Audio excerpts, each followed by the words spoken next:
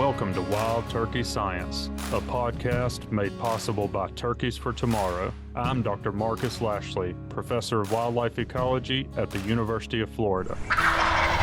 And I'm Dr. Will Goolsby, Professor of Wildlife Ecology and Management at Auburn University.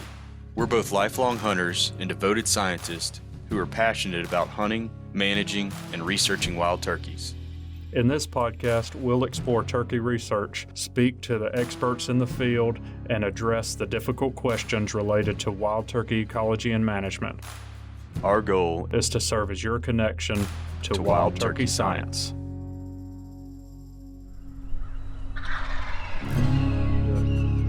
Well, Brent, we've been trying to get some time to spend on the podcast with you for a while now, and I know you're an avid turkey hunter, and it sounds like you've had an eventful spring, at least going to several places to turkey hunt. But we appreciate you coming on to talk turkey with us. Well, my pleasure. I've been binging a little bit. It's during the turkey season when I'm driving a lot that I binge the podcast. So I've been having fun catching up on wild turkey science. Oh, that's good to hear. Yeah, appreciate it. Glad to have you as a listener. Yeah. Well, Brent, I can think back maybe 2 or 3 years that we've interacted online and met a few times in person here and there. And I've also listened to you on other podcasts, and you've always had, what would you say, the Hayes boys from Mossy Oak called you the historian type of demeanor about you. So I've just really appreciated seeing several of the things that you've collected over the time, and then hearing you talk about the history of wild turkeys, and that's really what spawned us to reach out to you to get you on the show. Yeah, I really think turkey hunters pay more attention to the history than maybe some other groups of hunters. I think maybe it's because we have that deep respect for the turkey, which leads us towards the deep respect of those who came before and the society we're a part of. And what's great to me is that there's an interest out there for it. There's actually an audience to talk about some of the history, and it doesn't have to be boring. It's not, it's not like a date and a name you have to remember for a test. It's people that walked in our shoes before us, whether that's from the hunting or research side, and we share a lot in common. I think there is an appeal.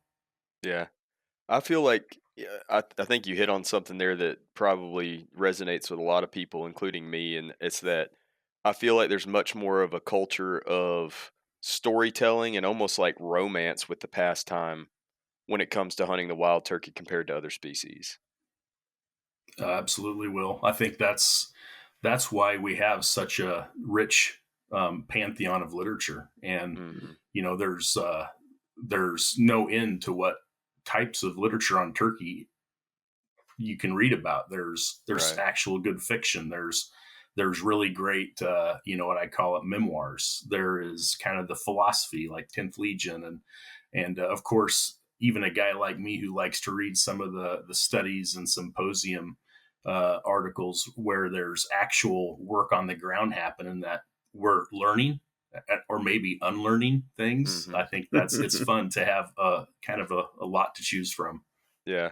And I think too, the other thing that I've really gained an appreciation for since we started this podcast a year and a half ago almost now is how important it is for people that want to work with turkeys, and I include myself in that category, to really have a comprehensive knowledge of the history of the loss and the subsequent restocking efforts and all of that stuff, because this show has forced me to go back and read a lot of things that I otherwise wouldn't have because they're not relevant to my day-to-day job as a researcher. But like going back in time and looking at some of those scientific articles that are decades old, and some of even the gray literature, which I'm sure you read a lot, and learning from that and realizing how many things have been lost, how much knowledge has been lost over time. I think that really emphasizes the importance, like I said, of somebody that wants to work with turkeys and understanding, kind of the entire collection of turkey literature and not just the modern stuff. Yeah, absolutely. Yeah, something that resonated with me when I was listening to you talk about it, and I was kind of thinking it through. You know, I've the community and passion of the group, and my experience with wild turkeys in the wild, pursuing them. You know, I guess that passion from the group resonates with me because of my own experience with turkeys in the woods. You know, like it's just uh, they're so similar, and I can understand that point of view. And I was thinking, you know, it's almost like it's poetic, and that's what you end up with, this body of literature that I know you're really familiar with, and I want to hear you talk about it. But we see all kinds of literature emerge from that, where people felt so strongly about their relationship with turkeys that they felt compelled to write. And in fact, some of the early poets actually even were writing about turkeys and their relationship with turkeys. So there actually was poetry that came from that. I remember uncovering some really interesting poetry from, I think it was the mid 1800s, even, you know, where they were talking about, uh, you know, how special turkeys were to them. So that's a kind of another view on this dialogue. I just don't. I mean, maybe there are other species that people feel that way about from a hunting perspective, but I don't see that commonly. Is that your experience, Brent, when you're kind of comparing across species?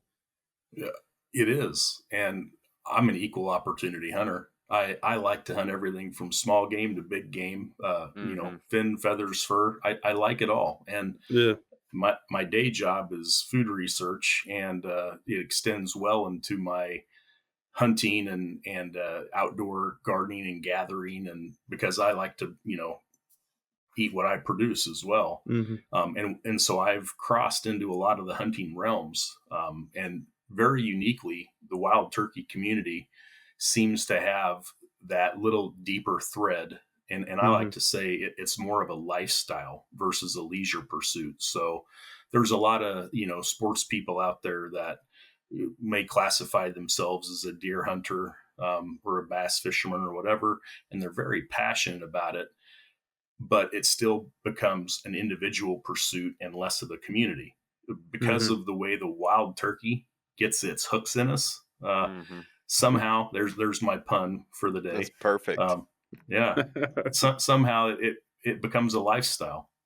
Yeah. That is an interesting observation from both of you. That if you think about it, like in the deer hunting community, I don't feel like there's like a book or a series of books that every person who considers themselves an avid deer hunter has to have read. But that is Hmm. definitely the case. I feel like for turkeys, like if you consider yourself an avid turkey hunter and you haven't read any of Kelly's books, let alone 10th Legion, then what are you doing? Hmm. Yeah, there's a debate. Old pro turkey hunter or 10th Legion. I've That's gotten a asked that so many kind of times. pops up. Yeah. And I actually just read and very much enjoyed the natural history aspect of one of Nunnery's other books. He may have additional ones as well, but Lift Mine Eyes into the Hills. And I thought that was a really Yeah. enjoyable one as well. Yeah, and that's actually more of a history book in the Yeah. Mississippi kind of region. It's got some really, really neat things going back to the Native Americans, and I found that enjoyable as well. Yeah, I did too. Well, let's go ahead and go back in time to that era if y'all are okay with that. And let's talk a little bit about what precipitated, states having to take such drastic action that they did in terms of, trying to restore the wild turkey and keep it from going extinct. What was it that kind of led up to that situation based on, what you've been able to glean over the past many years?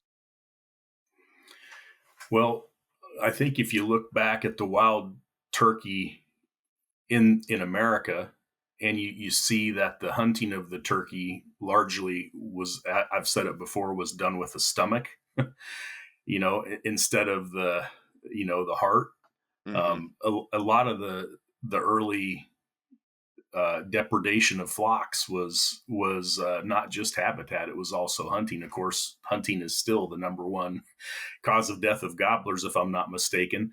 Yep. But to that point, you go back and look at some of that early literature that's out there, and Albert Hazen Wright, who I like to go back to, that in the journal The Auk. And if you want to go back to where a lot of the information on the wild turkey is at, you go to those ornithological journals in the 1800s, and that's where a lot of information was being captured. But in 1914, he put together a really fantastic 5-part series in the Auk on the early history of the wild turkey. And it's clear that turkeys were valued for their food value more than anything. And there was market hunting and of course, the habitat piece. And there just wasn't the same, I would call it, shrine around turkey hunting then that we see now, because people mostly hunted for a different reason.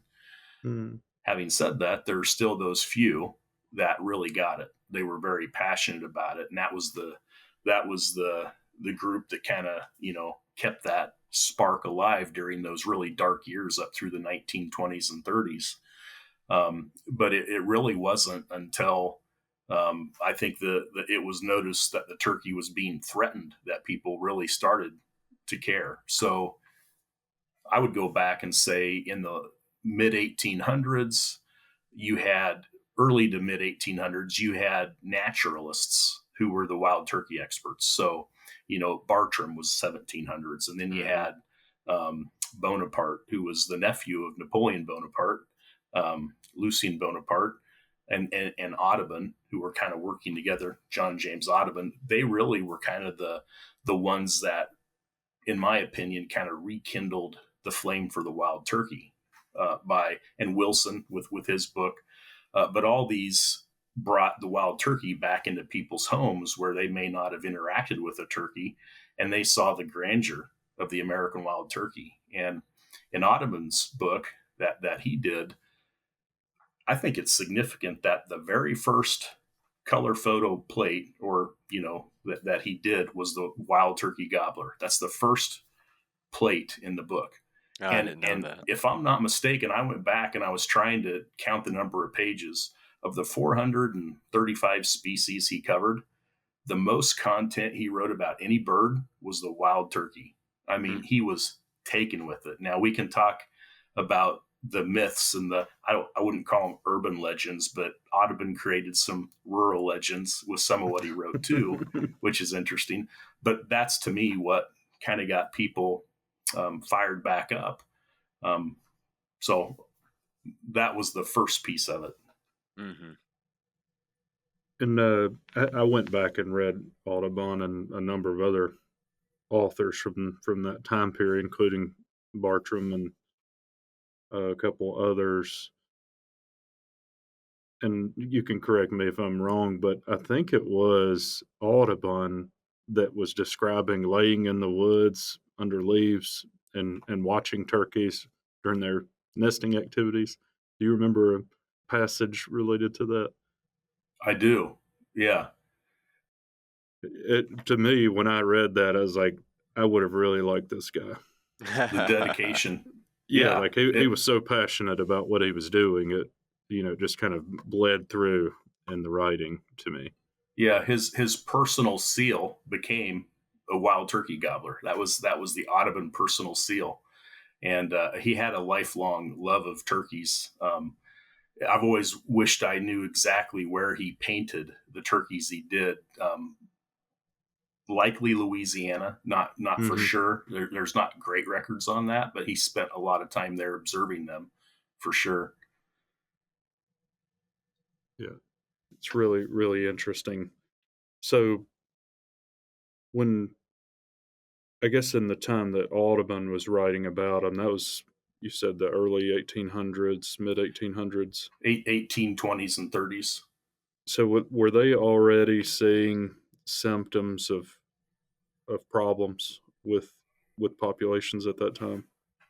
Yeah. And if you go back to the 1700s when Bartram was doing his swing through the Southeast, he was the one that wrote the famous line about how the gobbles was like it was a chain of gobbles Yeah, across the land or whatever. or I hundreds mean, of miles in something. every direction.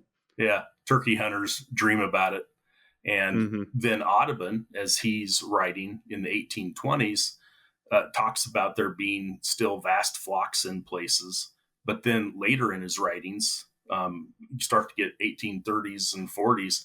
Now you see that he's throwing up the flag of caution and saying, hey, there are fewer turkeys here and here. And that included some places in the Southeast, as well as I think it was New York that he said, you Hmm. can't even find a turkey.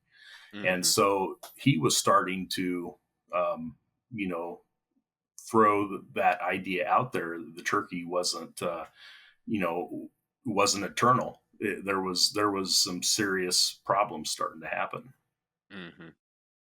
Yeah. So when was and I should have better recollection of this, admittedly, because I just read. I can't remember which one it was because I read so many of them now. But Tom Kelly was a lot more prolific than people think. I mean, and he's still he just published, I think, his last book within the past 10 years or so. Does that sound Yeah, right, Brent? yeah. Um, It might have been. Yeah, I can't 24 remember what 2014, it's around 2012, in there. Yeah, somewhere I around think that, there. that might have been Unfaded Roses. No, it wasn't that one. I Was think it was one after that? maybe. Anyways, regardless, in one of his works that I recently read, and I can't remember the name of it, but he talks about some of the early seasons when they were first established and what they entailed. Can you talk about that for a little while? Like, when seasons came about and what, states were struggling with. I mean, we had almost no science to go on at that point in time, so Yep. it was really a hodgepodge.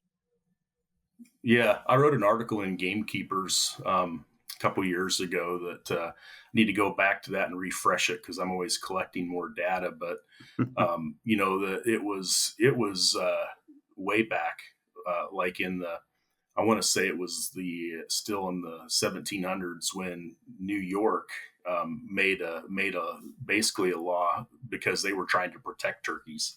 It Hmm. wasn't until later in the 1800s there was what I would call the first regulation on wild Hmm. turkeys. Pennsylvania put a regulation on of 2 turkeys per day. Okay, that's still pretty liberal, but hey, it's a step in the right direction. And so yeah, I've got a spreadsheet where I've gone back and a lot of the old hunting journals would publish the Hmm. state by state and sometimes county by Yes. county regulations, and that's how it looked. A lot of the states kind of had county regulations. It was a little bit of the Wild West with what Yeah. you could shoot and but what was interesting to me is it would have been still around the late 1800s um, where there was actually, if you look at the number of states that had seasons, there was quite a few, and I want to say about half of them the season extended into the spring. This is the Hmm. late 1800s where people were hunting in March and April, and even where it stopped in February in some places, in the deep South, it was referred to as the gobbling season. So Hmm. I think there was a lot more hunting of gobbling turkeys than people realize, but that was regional. Hmm. Certainly in the Midwest and the North, that wasn't a thing. Hmm. And I don't know if that had something to do too with just the type of habitat and the agricultural practice and everything else. But going back to tying this back to Audubon, that's where the naturalists that as much good as they did to kind of create that love of the turkey and get people interested and to cry alarm and say there's something wrong. Some of the mythology that was created, I think, probably took a while to undo as well. Some of that you have to have huge tracts of timber for something to Hmm. survive, Yeah. and there were counterpoints to that. Some of those coming from hunters. One of those being Charles Jordan, who's an interesting figure that definitely should talk about. But and then just the biological pieces where I remember Audubon talking about how gobblers would kill each other during the fight, and how the hen would cover the nest before she left it, or the gobblers would tread on the nest or eat the eggs to rebreed the hens. And I think the perception then of turkeys maybe changes in terms of what people expect a turkey's capable of, or where they can thrive, and that's some of that piece you have to unlearn. So, and it's interesting, even in the early 1900s, to see that's still the state of knowledge. It was in 1914, and this is where I'd say now the hunters are the ones primarily in the field observing turkeys. There's not a lot of research happening yet. Naturalists have kind of, they're still there, but they've kind of done their thing. Hunters are the ones that are observing and saying, now, wait a minute. Jordan, who published a series of 20 some articles in Shooting and Fishing in 1898, which I've got, I think, all but 5 of those original articles now. Wow. His book he was killed by a poacher in 1909. He was friends with a man named J.K. Renault from Louisiana. And apparently they both also knew Edward A. McElhaney, who was the heir of the Tabasco fortune. And he was also a conservationist and hunter. So Renault ends up giving the unpublished manuscript of Jordan's book on the wild turkey to McElhaney because he had the wherewithal to publish it, which he did. And he gave credit to Jordan, maybe not quite enough, but he did acknowledge that the source material came from there. But you can see that Jordan in the book saying, well, Audubon said this, and I've never observed that. I don't think that's right. And that's where those ideas start to be challenged. And he was very skeptical about game farm turkeys, didn't want to see the gene pool diluted. And those ideas then got picked up on with research in the States in those next few decades. But just kind of interesting how that transition happened in terms of who knew what. Yeah, it seems like it probably had to be the naturalist at first because everybody that was hunting turkeys originally were like you said, mostly subsistence hunters. And so there weren't enough recreational hunters, but then as that changed over time, and then I guess especially as spring season started to be held, then you see that chain of custody handed off to the hunters. Yeah, absolutely.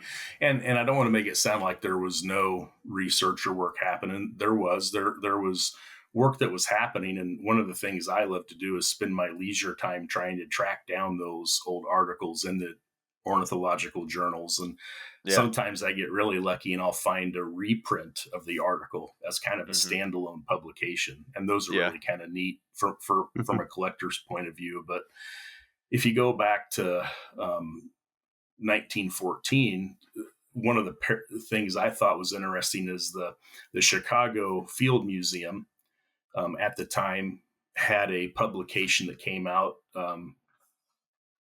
called The Wild Turkey. And it's just a little pamphlet that they put together. John T. Zimmer, who was one of the curators there, basically took what he knew, a lot of it from Audubon. And that's what I would say should be considered at the time the cornerstone knowledge of the wild turkey. But it was, again, mostly from the naturalist point of view. The same year that Jordan's book, which McElhaney published, came out as a counterpoint and actually was a lot more fact driven. So it was interesting just to see, in that year where there's still kind of this is the part we're educating people on, but yet it's the lay people that were out in the field observing. But at about that time, you had people out in the field doing work. There was Herbert Stoddard, who I think, by 1935 or 6, published the Wild Turkey publication. It was part of a book, but Wild Turkey Management. And that's kind of what I would call the first publication with the word management, in the title. And he knew mostly what we needed to succeed then. That's what amazes me is I went back and read it. And he's talking about game farm turkeys. You need to be cautious there. The use of controlled burning is really, beneficial, and he's just ticking down through the points. And then others like Aldo Leopold and Stokely Ligon and others start to pick up on those things, and it's just interesting to see that that transition happens there. Sometimes I would say probably in the 30s is where you start to get enough. 1943, the Henry Mosby book comes out, The Wild Turkey in Virginia, which is really great from a biology and management perspective. But even then, I reread the part about a week ago, thinking about this, where he was quoting Stoddard about don't get confused between forest fires and controlled fires, because in people's minds at the time, fire was bad because fire is what destroyed your farm, or fire is what destroyed the timber you were going to cut. I mean, it was all related to what you could cash in on. And controlled fire wasn't really a thing, probably not since the Indians had been doing it. But Mosby and Handley make the point that even though those two are different, that the controlled fire probably doesn't work here. That's not something that's going to work in Virginia. I mean, it was kind of just a Passover, right? Where the idea was there, but people weren't completely picking up on it yet. Yeah. Yeah, it's kind of amazing how some of these habitat management principles that Marcus and I still expound on, and we probably have, I don't know what, Marcus, like 20 episodes talking just about fire. But people figured this out. People figured this out 100 years ago, Yeah. But I think that's a good point that a lot of folks may not realize, is that the field of wildlife biology wasn't really formalized and institutionalized, or at least the educational component of it wasn't institutionalized until that era of, the Leopolds and the Stoddards. Yeah. That's, somebody needs to write a full book on those two, because they were friends, and I have seen a couple articles written on them, but not enough to satisfy me. And if you go, you can search and find Aldo Leopold's files. They're online and available. And so I've went in there and I've pulled all the wild turkey content that I can find, and I've got my own file now created. And and it's awesome. Really interesting. There are states that were doing reintroductions, mostly with game farm turkeys, because that's what they could get access to. Drugging turkeys and trying to capture turkeys in traps was a low success endeavor. But that was happening in the late 1800s, early 1900s, and Leopold was very much involved in terms of trying to stop the game farm thing. He was talking to Arlie Shorter and Harold Blakely and others, and just saying, hey, this isn't working. We got to try to get a pure strain. And I think what they were trying to do is say, if there are pure strain turkeys in an area, we need to protect the turkeys. Right. And then there's a chance that they'll get a foothold. Now, habitat would have to come with that, but still that principle was right. And if you go find those files, those are a good read. There's some pretty neat stuff in there. Some good exchanges. So the initial arguments against the game farm turkeys were actually more focused on the genetic basis, or the genetic consequences of doing so. So that was even before they realized that it wasn't going to really be a practical approach to trying to restore populations. Yeah. And what wasn't helping is, places like Woodmont in Maryland. If you know the Woodmont Hunting Club, there was a book in 1953 that Henry P. Bridges published, which is a very interesting book, and just flawed from the perspective that they were hell-bent on selling the idea that game farm turkeys were the answer. And I found in Leopold's files an article from 1918 that a man named Quarles published, and he'd been to the Woodmont Club hunting and was very impressed. And one of the things he wrote was the guy that was currently in charge of the turkey breeding was touting the success because he had killed 1,200 turkeys on the club in 50 years of hunting.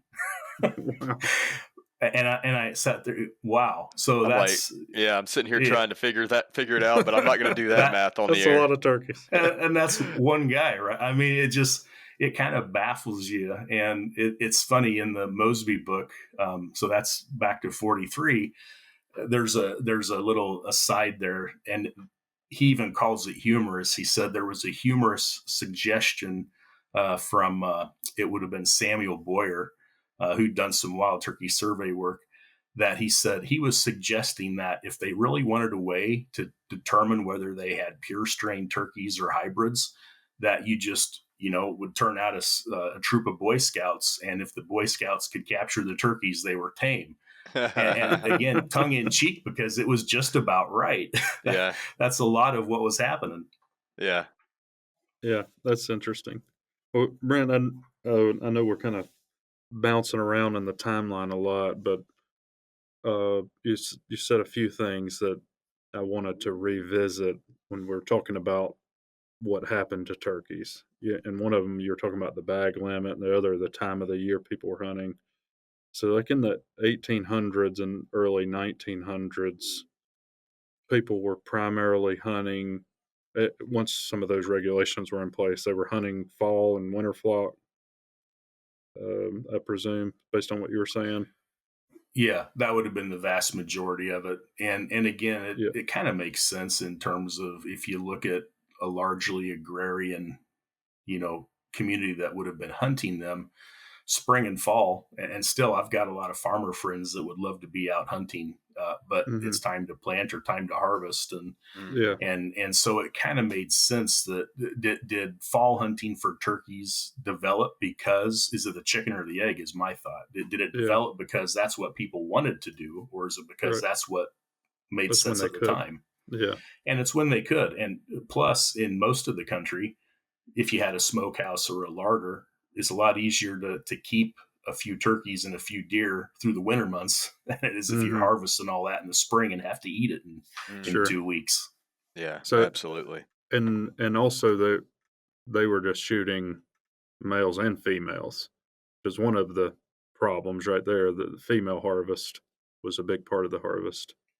Oh, So, absolutely. Yeah, no question about it. And the method of hunting, despite the season, was kind of a free for all. And again, I know I wrote about it in the Gamekeepers article, but it's kind of fun to go back and look at in the late 1800s what they had to start to outlaw, or in the early 1900s, because people yeah. were hunting by jacklight or punt guns, or they were hunting using explosives. I mean, and turkeys specifically in Missouri were mentioned as prohibited to hunt with explosives in that era. So what, they Because were people, just like feeding them in an area and getting them all congregated and then blowing them up? yeah, I Wow. mean, which it's hard to think about that now, but I attribute that to the market hunting piece. A Yeah. lot of the hunters doing that, because you had that going on at the same time as subsistence hunting, where it was your rural folks that were pretty much doing all that hunting. But the difference is, some of them were making a living on it by selling back east, for the Yeah. most part, or selling to your bigger metro areas, even down south. Sure. And there's plenty of journals where you can see turkeys were selling for this much per pound, and Mm-hmm. there was a real trade going on. So I think that's an interesting angle to highlight, that a lot of the people were hunting for subsistence to feed their own family, but there were also plenty of people that were market hunting, and they were trying to kill as many turkeys as possible to sell them to a market. And Yeah. that starts to make sense why you might place a 2 bird per day limit. It starts to make more sense why something like that seems now to be really silly. That might have been a pretty important regulation at the time, especially when, it was indiscriminate of sex on top of, this basically unlimited bag with whatever method you could muster. Yeah. Oh, exactly. It was 1905 was the Lacey Act. I think I've got Mm, that date right, but I mean that would have been the first attempt to stop that, despite what yeah. state regulations were, just so people couldn't transport stuff over state lines and sell it. But of course, the problem is there's no teeth in it, because there's not the funding and the feet on the Hmm. ground to stop that. But Yeah, they Yeah. had a they few had the right idea. handful of game wardens making $12 a year or something like that at that point in time. Yeah. Um, and I know Kelly, he writes in several of his books talking about how there were guys that used to dig trenches and line them with corn and then rake the trench with a large bore shotgun, so they'd kill the whole flock at once. Oh yeah. So there was a lot of that going on, but it seemed like I recall a passage in that same book where he was talking about the regulations, where he said that some of those fall and winter seasons at the time extended like into February. And so there was some opportunity for certain hunters in the South to start to experience hunting gobbling turkeys. Is that Oh, right? Do you absolutely. you recall Yeah, that? absolutely. Yeah. Yeah, there's never been a time when there hasn't been a seasons extend into the gobbling season. It dipped quite a bit during, I Yeah. would say, like 1900 to 1950. That dipped a lot, but up through the late 1800s, like I said, there was I want to say it was 15 or more states. I'd have to go back and look at my data, but there was a lot of states that had seasons that went well into um, March and April, Mhm. and some of those were Western states too. At that time, a lot of people were, say, the late 1800s, early 1900s. A lot of people were traveling to Texas to hunt. That Interesting. was a real destination. And I've got a large magazine collection. I think I've got every magazine that's dedicated to wild turkeys in the, as the title or theme. I've got every single one, but I've also got about 1,000 magazines, or over 1,000, probably about 1,500, that are what I would call some turkey hunting, right? Some of them are more modern, but I've got at least 100 that are 1910 or before. And these Oh are wow. articles in magazines about turkey hunting. And what's impressed me is how many of those were in Texas. And what I come up with is it's where they had to go to hunt turkeys. A lot of the people at the time didn't have opportunity to hunt turkeys locally anymore, and Yeah. they were going to Texas and doing kind of a combo, deer and turkey hunt. But even then, there was people hunting turkeys in the spring. So Yeah. Well, yeah, that is interesting, and that speaks back to a point that you made earlier about thinking that turkeys required extensive tracts of like bottomland hardwood forest to subsist. A lot of that was driven by the fact that that was the only little remnant holdout populations that we had at one point Hmm. because they weren't as accessible to market hunt. yeah, exactly. Yeah, I mean, it's the same as when Lewis and Clark went across the country. And I always like to think about when they were going up the Missouri between Iowa and Nebraska, and I live in Iowa, and the fact that they were seeing, buffalo and grizzly bears and pronghorns and elk and stuff where I live. And Hmm. I've Hmm. even gone back and found another book that a professor from Iowa State did, called A Country So Full of Game. And it's about Iowa. And he goes back a lot like Hazen Wright did. He goes back to a lot of the early journals from, the military, explorer accounts, pioneers. And he's pulled together a picture of what the state of Iowa looked like from a wildlife ecology. And it's amazing how many species were here. And it pretty much, the story's all in the same way. Somebody saw a buffalo, somebody saw an elk, somebody saw a turkey, and everybody turned out to shoot the last one. Mm. That's the, Hmm. it gets to be like kind of like Theodore Roosevelt, right? I mean, he had to get past that buffalo hunt where he had to kill that buffalo bull, but it was later he sat back and he said, that doesn't seem like that's a good idea, right? And Yeah. then you start to see efforts of people to, because they have that attachment or nostalgia or regret, whatever it is, romanticism with that creature. And thankfully people got that with the wild turkey, or we wouldn't be having this conversation. Hmm. Well, Brent, I've gotten curious while you were talking. So we were hunting them fall and winter, and some seasons started to extend into the spring. And I mean, we've kind of gone through a whole, well, I'll just say over time, a major shift where the majority of hunting now is in the spring, and the places where we're losing season. A lot of the time, that's the fall season.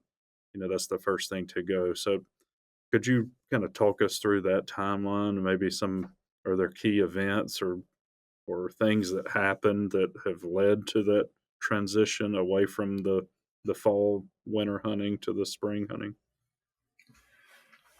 Man, I would love to have a couple of months to come back and answer that question because that deserves some thought.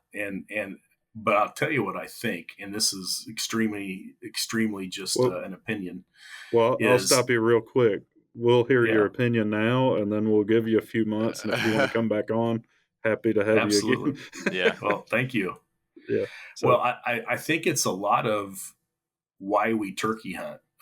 Again, if we go back and say, and by the way, I helped get fall turkey hunting passed in Iowa when I was on the state board for the Wild Turkey Federation, and I was a very passionate fall turkey hunter for a number of years. mhm. Tried it with my dog, not the right. She was a lab. It was abusive for me to even think she'd be able to lay in a sack. I tried, but I did, bust and scatter, and I called in gobblers, and I had a great time doing it. Um, but I've seen the local population, even though it's healthy, it's not what it was in the Mhm. 1990s. And I still buy a fall tag every year. I didn't go once last year, Mm-hmm. and I'm not against it. I just think for me, it's not the same. My reason for doing it was truly because I felt like there was plenty of abundance. It was something I really got fun doing it at the time. But now I got to say, the gobble, even though I got them to gobble in the fall on occasion, that's hard to compare to a spring morning. And and it is the gobble that we're hunting a lot of the times. I think most Yeah. people, and you've talked about it on this show podcast, that a successful season to people, and I just filled out surveys for a couple states I hunted in, and the questions on there, did you hear gobbling, and what, looking for what was satisfying. If I turkey hunt and I'm Tom Kelly and I don't hear a gobble all season, and that to me, that's crushing, right? I Yeah. mean, even if I saw a turkey, never heard one gobble. And so part of it, I think, is our attachment to that experience, leads us closer towards being fulfilled that way versus filling a tag. Mhm. It's less about that for me. And I've got some friends that are very passionate fall turkey hunters, and it's a very neat culture, especially the folks that have dogs that they love to make memories with. It's just, I wonder now, again, what do we know now? Why do we do it? Um, and for me, I think it's something that I wouldn't want to give up the spring. And I listened to your the podcast where you talked about, people will make the argument, well, the turkey is the only species we hunt during the mating season. Well, that's absolutely not true. We Mm-hmm. hunt Mhm. there's other species hunted during the mating season. Right. It's just that I think we're always looking for what's the right and wrong reason we do it, and it's Mm-hmm. fair to bring that up as part of the discussion. Yeah. Yeah. I mean, I think it's fair to bring up every aspect of how we do this during a period of decline and make sure we flip it over, examine it from every facet, and then make sure that, the assumptions that we had about it to begin with were correct. And if they were not, update that and adapt going forward. Yeah. So it sounds like, based on your thought right now, that it's probably the more of the cultural part of it that has led to that transition rather than, from a regulatory standpoint or something that has kind of led to that. That's what that's what I heard from you. Do you disagree with that? No, That's that's yeah. that's more or less it. Yeah. You go to, there are just such, the vast majority of turkey hunters, I would argue, are hunting the gobble, and it's hard not to go to a group of turkey hunters, and that's the story you hear. It's just by sheer numbers, I think it's hard to avoid that. That's become a very cultural root Mhm. of turkey hunting. I think I like that term, and I'm going to adapt it into my everyday language is hunting the gobble. Because see, that way, when I go out and I don't bring a bird home, I've still been successful You and should- I can I was hunting the justify it. gobble. Yeah, I'll just tell my wife, I was just hunting the gobble. I wasn't hunting Well, Yeah. the turkey that's behind it.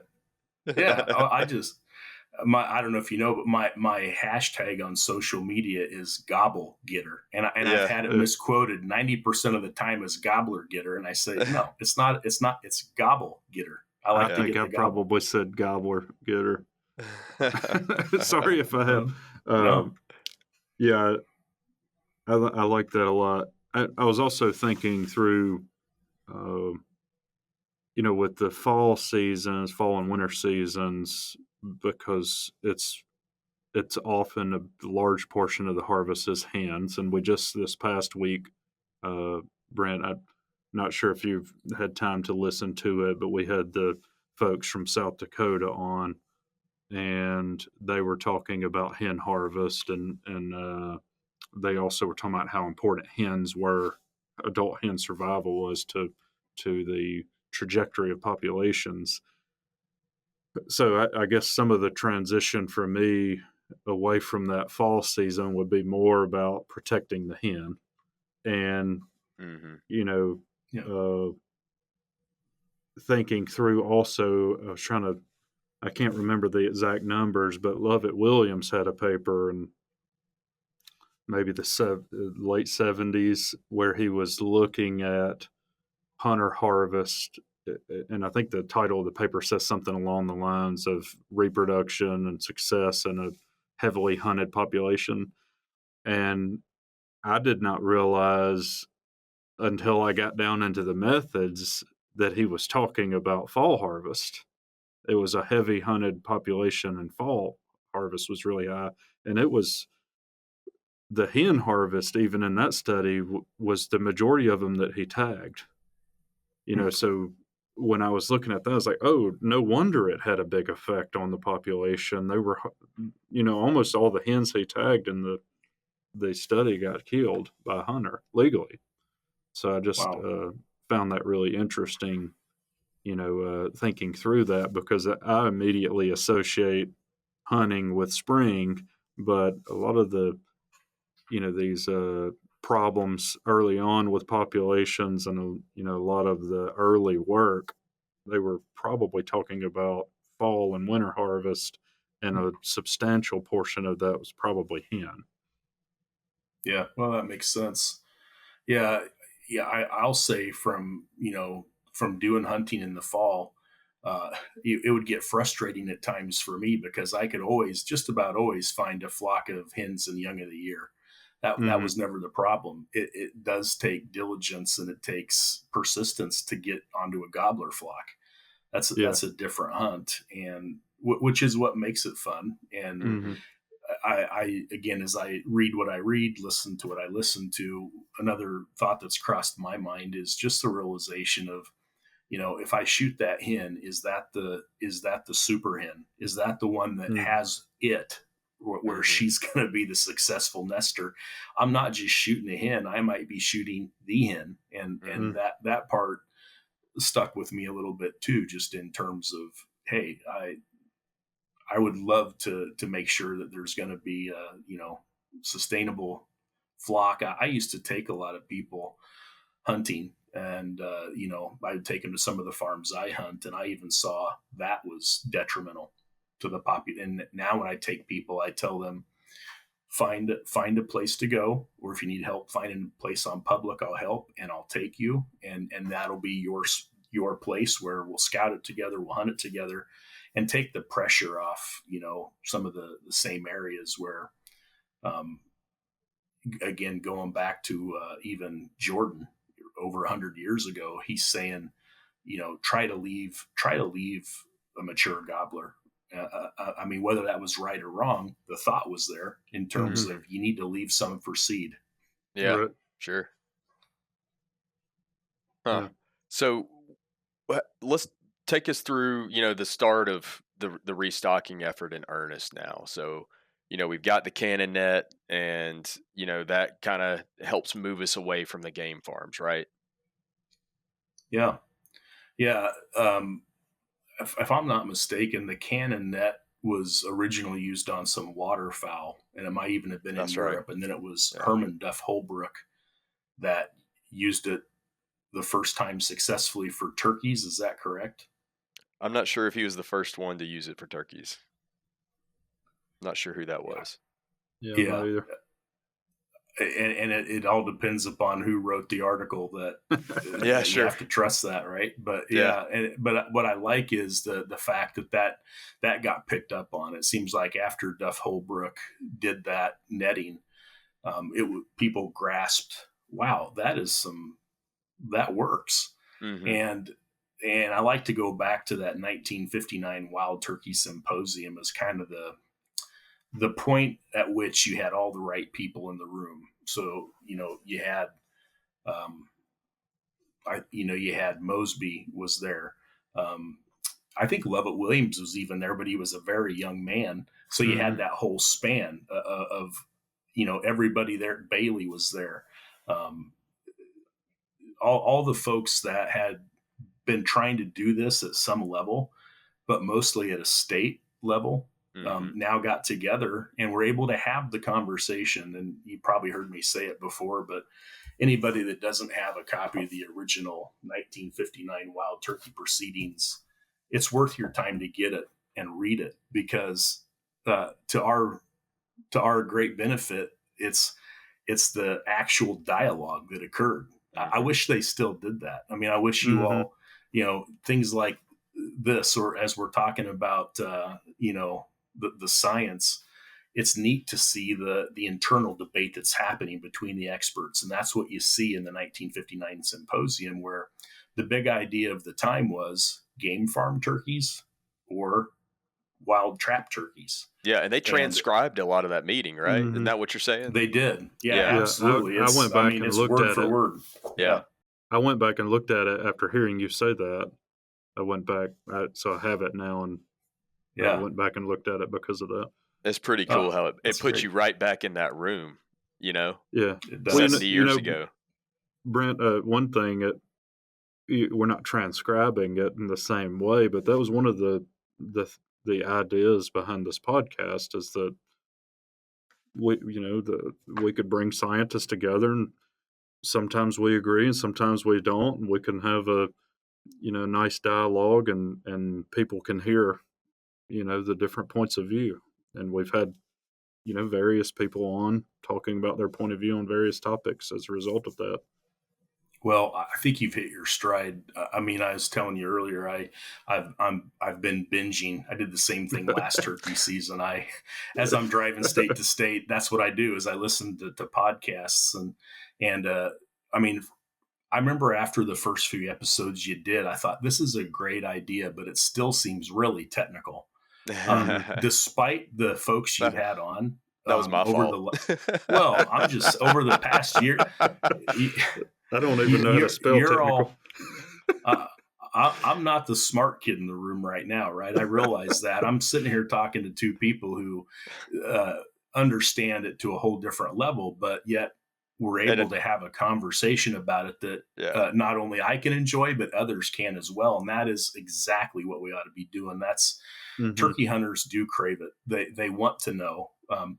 The problem is many of us think we know. And that's where I said earlier, we have to unlearn. And a lot of what we know is based on some really, really deep and important stuff to us. It's that local knowledge that gets passed along. And it's some of it may be even right for where we're at, but it's not right for everywhere. And this is a platform where those ideas can get discussed in a way that makes it not only palatable, but actually in a really healthy, thought-provoking way.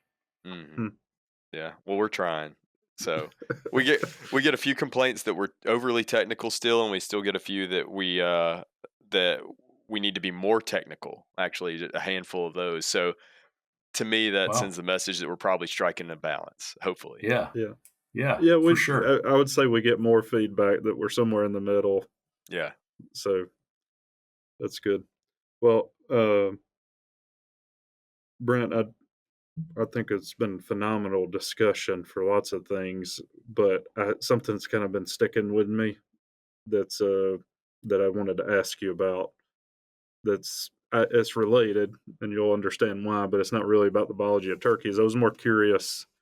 With your uh, knowledge seeking, when you're looking for all of this literature, could you describe to us like what you're actually doing? Are you on a daily basis just going and googling things about turkeys, or are you in the in the basement in a library somewhere? Like, how are you going about digging up all this awesome historical information? Well, I mean, it's a little bit of all that, but I would say the root of it is I have tried to seek out the people that I felt like could get me connected with what I needed or what I needed to know. That's kind of where it started, even before I was, let's say, doing a lot of Googling. So I found an article about a wild turkey literature collector from Minnesota named Marv Rooney, and I tracked him down and had a great conversation. Got an invite to his house, and I went. I saw what he had. It blew me away in terms of what amount of and he's somebody that reads it. Not all collectors read. I found that out pretty quick, which is fine. But he did, and that really appealed to me. And then over the years, I tracked a lot of biologists down and talked to them, and was able to get publications on the states they were in, which was immensely helpful. And I'm sure they get a number of requests for stuff like that. And fortunately, I was able to get a few of those neat old studies that otherwise I wouldn't have had the chance to read. I have hundreds of searches set up on different auction sites where I monitor. I've been to Jim Cassidy's house a couple times. If you know Jim Cassidy, he's been somebody that is a wild turkey historian very properly. So I've tried to learn what I can from him. He's been really gracious in helping me find what I would call online journal repositories that I didn't even know about, to go back and find some of this stuff from the 1800s and early 1900s. And I try to just do my best to help to share what I know, if that makes sense, because what I have found is I'm not the only one that's interested, but as I'm willing to share that, I've got many more people offering things back to me. And I'm not saying books I mean, dialogues like this, right? Where it's, and that's been the fun part, is not just being the collector, but trying to turn that more into a curator role, where it's more about what do I have that others would want to see or want to know. And that's what's made this a lot of fun. Yeah. Well, along those same lines, I'm interested in the origin story. Like, when did you decide that you were going to be a collector of old stuff about wild turkeys? My wife would like to know that as well, because our finances probably can be traced back to that moment. Where was there something distinct that kind of just set you on this path? Yeah. I mean, to me, what it was, so when I started turkey hunting, I learned from reading. That was, so in Iowa, we didn't have turkeys to hunt until 74 was the first season. But where I lived, we didn't even see a wild turkey on the farm until 88. So it was after then I started hunting, and I went to wherever I could find a book to get and read. I got some videotapes and watched, right? That's kind of how I learned to do it. And my passion to learn it was pretty immense. And I'd say by around the late 90s, I had what I would call already a collection. I didn't intend for it to be that way. And part of me is just, I've always loved books. That's been in fact, as a kid, I wanted to be a librarian until I realized later it's hard to live my lifestyle if you're a librarian. You may have a lot of books, but they don't belong to you.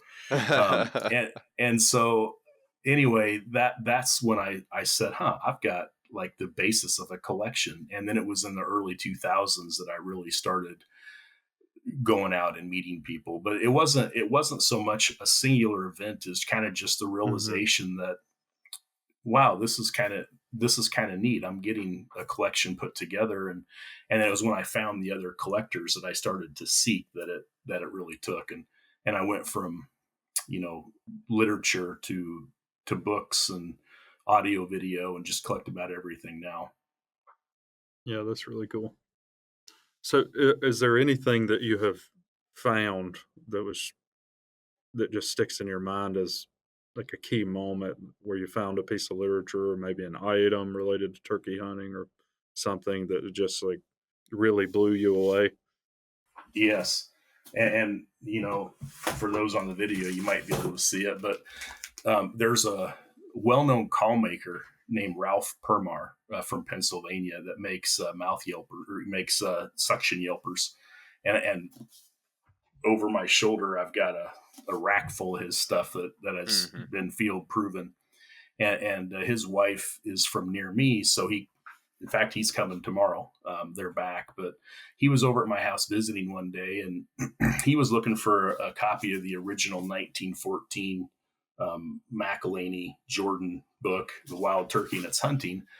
And I had this copy as an extra copy. I'd purchased it because it said it was a signed copy. And as a literature collector, a signed anything is huge. When I got it, I saw the signature was not um, it was not McElhaney, and I was disappointed. Um, and I asked Ralph, he'd asked about wanting a book, and I said, well, here, I've got this, and we'll trade it for a call or something. And he looked at it and he said, you don't want to trade this one. And I said, what do you mean? He said, well, do you know who that is? And I looked at it again. I said, John K. Renault. And I said, oh, yeah, I do know. It's Jordan's best friend who wrote the book, and it's the guy that gave the manuscript to McElhaney. And this is a copy that he inscribed to someone. Wow. And there was an Wow. article that came out in 1930 or 32 in the Louisiana Conservation Journal by a guy named Cope, where he talks about the book wasn't selling great for McElhaney, and why not? Because there were no turkey hunters at the time. That was pretty lean years for a turkey hunting audience. Thank Yeah. goodness I didn't write my book then. It's But ahead of its time. anyway, yeah, he gave 10 copies of the book to Renault. It said as a thank you for giving him the manuscript, and so I'd like to think this is one of those 10 presentation copies that he got. Wow. And then even better, a few years ago, I found out that there was a hunting journal that John K. Renault kept. And a good friend of mine, Danny Ellis, in Charlotte, North Carolina, had purchased an original Charles Jordan call. And Charles Jordan is royalty in wild turkey circles. He's the guy that essentially wrote the first book. He was the first, maybe well-known call maker of the suction type calls. And Danny was able to buy for well into the five figures that call. That was it said to John K. Renault from CL Jordan to J.K. Renault from CL Jordan, and it's got the date on it and everything. And when Danny bought that, there was also this hunting journal that Renault kept, and he didn't want it at the time. He spent enough on the call, and when I found out that this was in existence, I worked hard to track it down. And when I did, it took me a couple years to negotiate the purchase, but I was able to do that, and I've been able to purchase this, and I've got it protected, but I've been all the way through it, and there are quite a few turkey hunts that Renault records in this game register, and he's got like a paragraph on each one, and this goes back to 1872. That's Wow. And cool. there are a number of hunts with Charles Jordan in here, which is Wow. super cool. Handwritten accounts of the two guys hunting together. And being the nerd that I am, I've taken every one of those entries, put it in a spreadsheet so I don't have to keep opening the book. And then I did kind of some data mining, and you can see how many turkeys that were no killed over the years. And I've got whether it was spring or fall, in terms of what I would call the season, and the method of take, how many he saw, who he was with.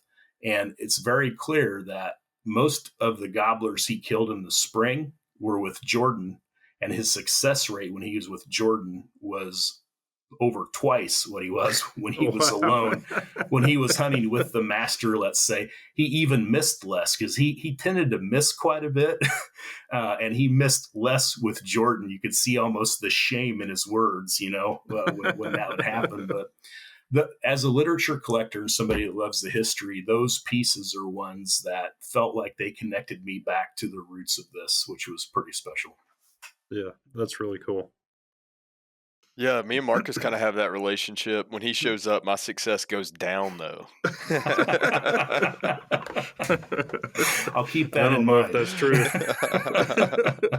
I don't think that's true at all. Oh Yeah, man, shoot. that is super cool. And kind of along the lines of that question that Marcus just asked, one of the things that I wanted to make sure and ask you today is, what are we forgetting about wild turkeys? What is it that people have known? It doesn't have to be biological, but it can even be social or historical, philosophical. But what is something that we've left in the past and people have tended to forget about? A great question, and to me, you said it's the social wild turkey. My fear is that we've become so fixated culturally with our turkey hunting around numbers and slams and everything else. And I love hunting turkeys all over too, but when it becomes inches and it becomes number of states, or you put any measurement on it like that, I think it lessens the overall respect that we're likely to have as a group for the turkey. At the individual, it may not be true, right? There may be Mhm. somebody that really loves to measure spurs or wants to kill a turkey in every state, and they may love the wild turkey 5 times as much as I do, and I know a couple of those people, right? Very, very wonderful people. But when we start to turn it into a trophy sport, Mhm. I think that's where we start to detach ourselves from the social being that is the wild turkey. And what this is probably hypocrisy to say this, but my favorite wild turkey book is not the 10th Legion, and it's not the old Pro Turkey Hunters. Those are in my top 3, but my number 1 is Joe Hutto's Illumination in the Flatwoods. And it's not so much a book about turkey hunting, it's a book about the wild turkey. And I just exchanged emails with Joe this morning and told him I was going to be on here, and he said, tell those guys hi, I love what they're doing. And I think that's a great compliment, but that's coming from a guy that Yeah. lived for 18 Wow. months with what, Yeah. and he was a wild turkey, right? Yeah. And as I read his book over and over, it takes me back to this mindset that this is a sentient creature that is, if intelligence not the right word, caring is, at least, because there's a caring there from the social structure of turkeys. That doesn't mean they don't fight, and so do humans, but there is some really incredible respect I've got for the wild turkey just for what it is, Mhm. as one of God's creatures that has such an amazing um, life that when I hunt it, I don't want to forget that. And there's Mhm. not a turkey that I don't shoot that it doesn't cross my mind, right? I think Yeah. that, Same. all those, we just, that's what I don't want to see lost. Yeah. Yeah. It has inherent value. It's not just something that's there for us to, take as we please. Mhm. Yeah, Yeah. And I really appreciate yeah, that, and I think that reading Illumination in the Flatwoods will, if for folks that haven't, it will give Yeah. you that deeper level of respect.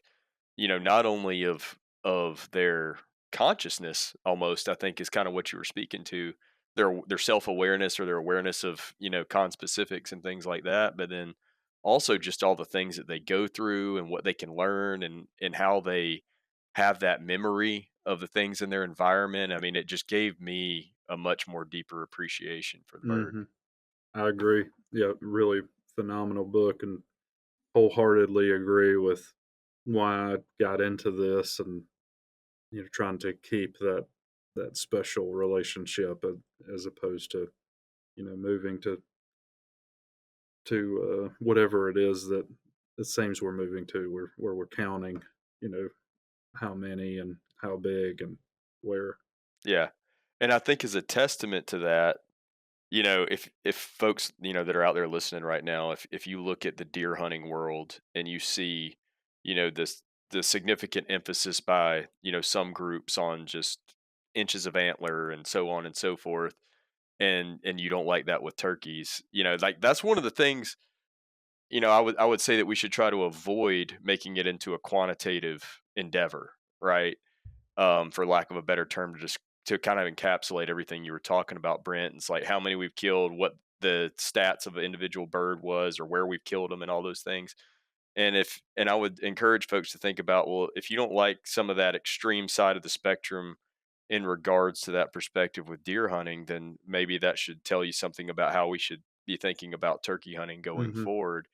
And it definitely, for me, is one of those it's one of the attributes of turkey hunting that makes me enjoy it the most, is because in previous years, and still to this day, I've done a lot of work with intensive management for deer on trophy managed properties, and a lot of that ended up over time diminishing my enjoyment of the pursuit of deer hunting. And I found myself getting back, and we all have the opportunity to hunt how we want to, so I found Mm. myself going back more so in line with when I do deer hunt, how I used to deer hunt. But I don't want to see that happen to turkeys, because turkeys allow me to step away from that to enjoy the experience, the interaction with the animal, and then in the event that there is a successful harvest, then all the measurements, the quantitative stuff, if I even measure anything, is just an added bonus. Like, all I care about, this is a fully sexually mature adult turkey, and I battled with him. I did it the way that I felt was ethical, and from a place of appreciation and respect for the bird, and then everything else is icing on the cake. Hmm. Mm-hmm. Yeah, I agree, Will. Sorry, I didn't mean to end up on a diatribe, but I think I did. We're right there with you. Yeah. Well, speaking of Joe and his book, we have invited Joe on. He agreed that he would come on. We hadn't been able to work it out just yet, but we're planning to do that. So thank we're goodness I'm on before him. Otherwise, wow, that would have been a wah wah. no. I mean, I really admire your dedication to what you've gotten really intrigued by, and how that's led you down that path. I had I tend to do things like that as well in different areas. Mine more in the research realm, but I certainly appreciate that. But also, I know that you've recently released a book, so I didn't know if you want to tell people, what the book is about, and how they can get it if they like it. We can link it in the show notes as well. No, thanks. Yeah, so I look back at my roots of turkey hunting, and like I said, I had to go and I had to get books and videos and kind of teach myself. And for that video portion and the calls that I was using, they were production calls that I Mm-hmm. made my first memories in the woods with. And I suspicion so did most of the people listening to this, because they're just widely available, and some of them are really great calls. And as I saw others around me having nostalgia with that, and I've got a deep appreciation of some of those companies that, and many that I didn't have the time or ability to write about, because the book's already 228 pages focusing on three companies. But Will and Jimmy Primos, and David Hale and Harold Knight, and Dick, Chris, and Bev Kirby kind of anchor the book in terms of Primos, Nightingale, and Quaker Boy.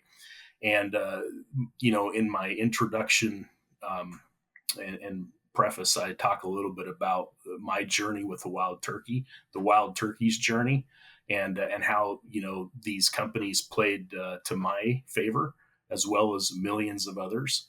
And then I just took the time to spend time with each of those folks, other than Dick, who's passed away, of course. But Chris was very gracious in giving me time, just as Will and Jimmy and Harold and David were, and really went deep into what was their story. How did they? Most of them didn't hunt turkeys, other than Harold Knight. They didn't hunt turkeys growing up. They didn't have them. Mm-hmm. And it was only later in life they started hunting turkeys. But we share that, right? Where we fell in love with it, and it becomes part of that thread, part of that lifestyle. And they built multi-million-dollar companies doing what they love. And it's really a great story in terms, kind of like the American dream is what I say. Yelp and Gobble Inc. is the name of the book. How restoring the wild turkey spurred on a game call innovation boom. And cool. It's also got a chapter on a couple of individuals who helped those companies succeed. Mike Batty, who was a call designer, and Anthony Foster, who was I would say both a call designer and kind of runs the production floor. But folks like that are maybe unsung heroes that helped to make that happen. But it's just it's the story of somebody doing what they love, and it just happens to be something that most of us listening to this probably love as well. So anybody is interested in the book, they can send me an email at roglodge4@hotmail.com, ROGLODGE 4 at hotmail.com, or I'm on Instagram. I'm Gobblegetter, and I'm on Facebook as Brent Rogers. So happy to put that in folks' hands if they want it. Yeah, cool. That Gobblegetter does not have an R in it. Until you get to the end. Yeah.